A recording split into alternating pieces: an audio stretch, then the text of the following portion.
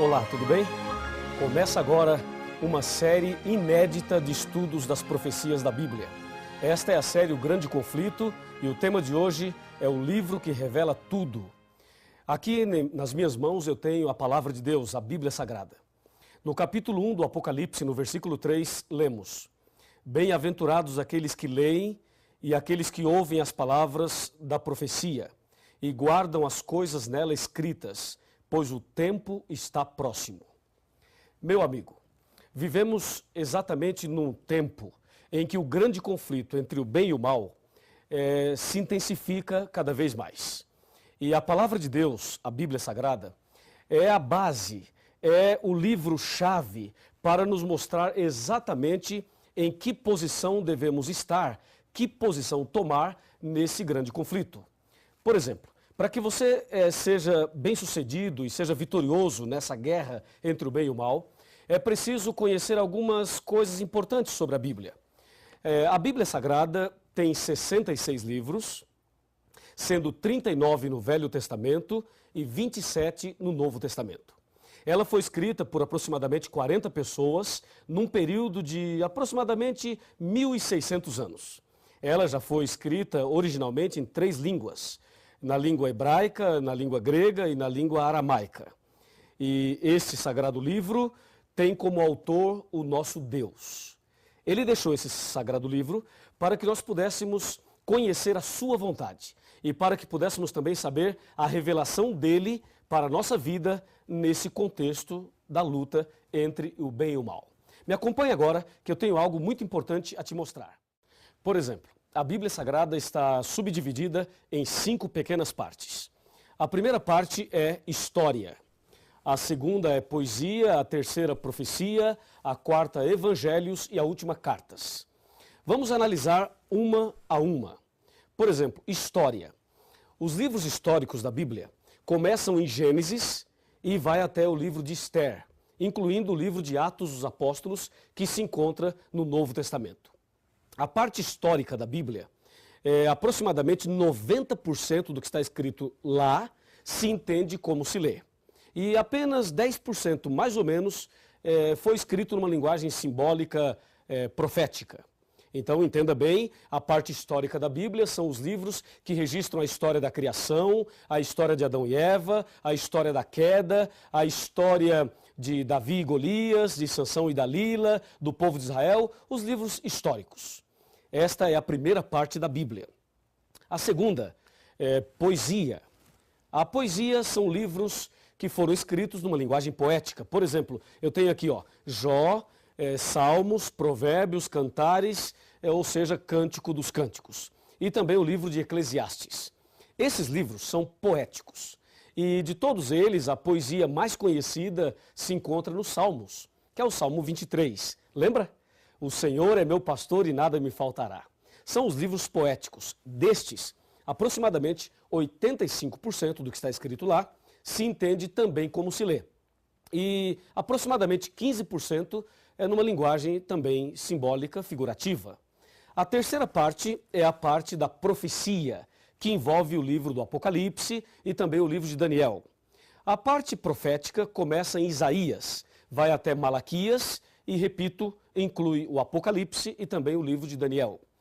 Esses livros proféticos são os livros que apresentam de forma mais clara e de forma bem contundente esse grande conflito entre o bem e o mal. Entendeu? E aqui é bom que você preste muita atenção, eu tenho aqui as informações bem atualizadas sobre tudo isso. Por exemplo, o livro do Apocalipse é o livro mais difícil de se entender. E também o livro de Daniel. Mas existem outros livros proféticos, como acabei de mencionar a você.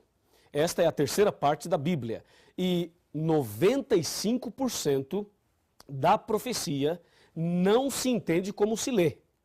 Veja, os livros históricos e poéticos, se você ler nesses livros, água é água mesmo. Se você ler mulher, é mulher mesmo. Vento também é isso mesmo. Ou seja, se entende como se lê. Mas na profecia não se entende como se lê. Água significa outra coisa, mulher significa também uma outra coisa, e assim sucessivamente. A quarta parte da Bíblia é a parte dos evangelhos. Os evangelhos são 4, Mateus, Marcos, Lucas e João. Esses livros narram a vida de Jesus desde o seu nascimento, também o seu sacrifício, a sua morte e a sua ressurreição, e falam ainda da volta de Jesus. No caso dos evangelhos, 85% deles se entende como se lê. E aproximadamente 15% é o que a Bíblia apresenta como parábolas, são as parábolas. E a última parte, as cartas, ou epístolas, que começam em Romanos e vai até Judas. Lembrando que esse Judas não é o Iscariotes, é o outro Judas. Assim, nós temos as 5 partes da Bíblia. Pensa comigo e me acompanhe no raciocínio agora. Esse raciocínio das 5 partes da Bíblia, eu penso que é a mais importante para que você entenda exatamente o que é e como entender a Bíblia Sagrada. Voltemos o nosso pensamento um pouquinho para a parte histórica. A parte histórica da Bíblia, os primeiros livros especialmente. Esses livros são fundamentais. Porque, na verdade, lá no começo, em Gênesis, especialmente, também Êxodo, especialmente esses dois, eles narram para nós o início desse conflito. E se você ligar Gênesis e Êxodo com o Apocalipse, vai perceber que esse conflito entre o bem e o mal começou no céu. Apocalipse 12, versículo 7. Depois, a parte poética vem trazendo mensagens de esperança, de conforto e de segurança. Depois nós temos as profecias, que eu vou falar por último. Vamos agora para os evangelhos, que são 4. O caso dos evangelhos é um caso muito interessante, porque 85% deles se entende como se lê. Pensa comigo o seguinte, Jesus estava andando e encontrou um homem cego, ok? Colocou a mão sobre ele e disse, vê, e o cego viu. Eu pergunto, isto é simbólico ou isto aconteceu de fato? Com certeza, aconteceu de fato.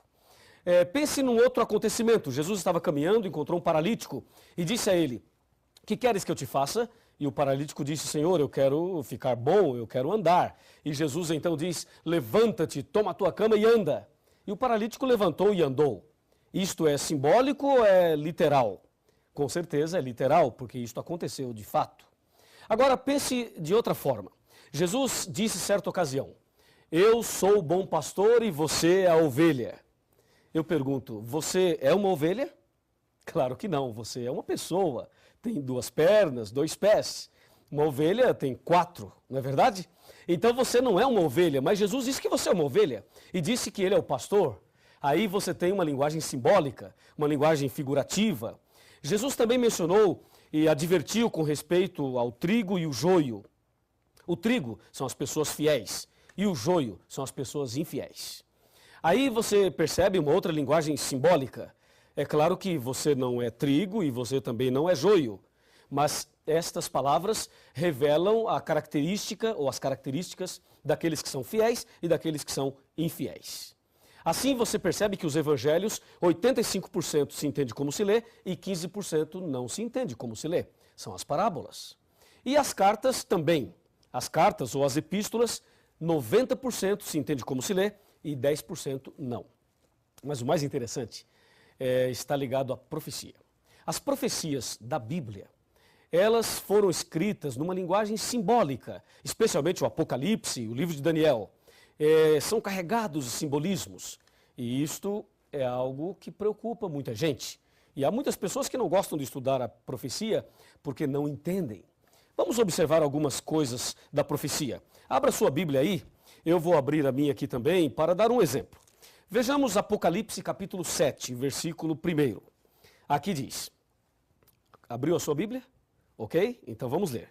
Depois disto vi 4 anjos em pé nos 4 cantos da terra, conservando seguros os 4 ventos da terra, para que nenhum vento soprasse sobre a terra, nem sobre o mar, nem sobre árvore alguma. Percebeu alguma coisa diferente? Se você não percebeu, eu vou ajudá-lo. Aqui diz que tem 4 anjos nos 4 cantos da terra, segurando os ventos. Primeiro problema, a terra é quadrada? Ou é retangular para ter 4 cantos? Não, a terra é redonda. Ela não tem 4 cantos. Ora, se não tem 4 cantos, por que o Apocalipse fala que tem 4 anjos nos 4 cantos da terra? Percebeu? A profecia não se entende como se lê. E mais, diz que os 4 anjos estavam segurando os ventos. Será que dá para segurar os ventos? E será que os anjos estão impedindo os ventos de soprarem? Claro que não, porque se isto acontecesse, nós estaríamos mortos. Então, ficou claro que a profecia não se entende como se lê. E aí você deve pensar, pastor, como é que se entende? Calma, nós vamos chegar lá. Esse é apenas o primeiro estudo dessa série.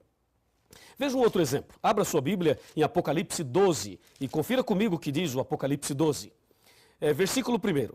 Viu-se grande sinal no céu, a saber, uma mulher, vestida do sol, com a lua debaixo dos pés e uma coroa de 12 estrelas sobre a cabeça. E aí? Na sua cidade, na sua rua, no seu bairro, você já viu uma mulher assim? Claro que não, não existe. As mulheres são bonitas, não há dúvida nenhuma, mas uma mulher como esta aqui não existe. E se não existe, por que o Apocalipse apresenta uma mulher assim? Percebeu? Mais uma prova de que a profecia não se entende como se lê, até porque uma mulher assim não existe. É ou não é? E se você observar aqui, ó, o capítulo 13, e aqui está o ponto que as pessoas têm medo, ficam assustadas, mas não fique com medo, porque a Bíblia vai nos revelar tudo nesta série do grande conflito. Veja Apocalipse 13, versículo 1. Vi emergir do mar uma besta que tinha 10 chifres e 7 cabeças, e sobre os chifres 10 diademas, e sobre as cabeças nomes de blasfêmia. E aí? Imagine uma besta saindo do mar. Isso é assustador, não é? E algumas pessoas acham que é pecado ir à praia porque a besta vai sair do mar. Que absurdo, é ou não é? Sabe por que as pessoas erram? Sabem por que as pessoas interpretam erradamente a Bíblia e pregam uma coisa que a Bíblia não diz, não ensina? É justamente porque não estudam a Bíblia. E você está de parabéns porque está aqui hoje estudando a Bíblia conosco. Em São Mateus capítulo 22, versículo 29, está escrito assim, ó: errais por não conhecer as Escrituras e nem o poder de Deus. Esse é o problema das pessoas. Não estudam a Bíblia, por isso erram. Mas eu tenho certeza absoluta que a partir de hoje você não errará mais, porque nós vamos conhecer a verdade da Bíblia. A Bíblia nos revelará tudo que você precisa saber para vencer nesse grande conflito, para ser vitorioso nessa guerra entre o bem e o mal. Aliás, eu quero dizer a você o seguinte: Jesus esteve nesse mundo. Jesus veio a esse planeta há mais ou menos 2000 anos atrás. E Jesus morreu na cruz. E quando ele morreu na cruz, ele estava pagando o preço do pecado e ali na cruz ele estava conquistando a humanidade e vencendo essa luta entre o bem e o mal. Ou seja, nesse grande conflito, Jesus já é vitorioso. E uma grande notícia para você: se você tem Jesus no coração, se você anda com Jesus, então você também é mais do que vitorioso. Não é maravilhoso saber disso? Por isso é importante o estudo da Bíblia. E agora, pense comigo na frase final. Me acompanha aqui. Aqui tem uma frase final para você. Por favor, chegue mais perto. Vamos conversar. Pode chegar mais perto, um pouquinho mais. Um pouquinho mais. Olhe bem dentro dos meus olhos. Está olhando? É o seguinte: eu não te conheço. Não sei o seu nome, não sei quem você é, não sei onde você mora. Mas eu sei que você deve ter suas lutas, seus problemas, suas dificuldades. Deus conhece você e Deus também me conhece. E eu não sei exatamente por que você está aqui hoje estudando a Bíblia. Mas uma coisa eu te digo em nome de Jesus. Em João 8,32 está escrito aqui na palavra de Deus o seguinte: e conhecereis a verdade, e a verdade vos libertará. Se você conhecer a verdade a partir de agora, se você fizer essa série completa, você vai conhecer toda a verdade. E Deus vai libertar você. Vai transformar sua vida. Vai fazer de você a pessoa mais feliz do mundo. E nesse grande conflito, você será vitorioso. Você será vitoriosa. Presta atenção, minha amiga. Presta atenção, meu amigo. Eu vou orar por você. E Deus te dará a vitória nesse dia e nessa série de estudos bíblicos.